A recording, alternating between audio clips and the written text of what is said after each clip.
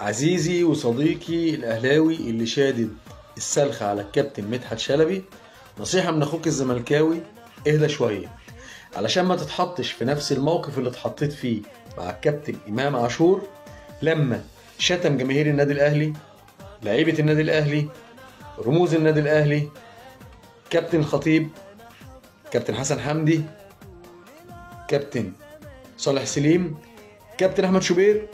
وساعتها شديت عليه السلخه ودلوقتي بتهتف له، لان من الوارد جدا انك تلاقي الكابتن مدحت شلبي في يوم من الايام طبقا لمبادئ النادي الاهلي الحاليه مذيع داخل قناه النادي الاهلي وبيدافع عن حقوق النادي الاهلي وبيهتف وبيشجع لعيبه النادي الاهلي ورموز النادي الاهلي وكل حاجه جوه النادي الاهلي. فشكلك ساعتها هيبقى وحش.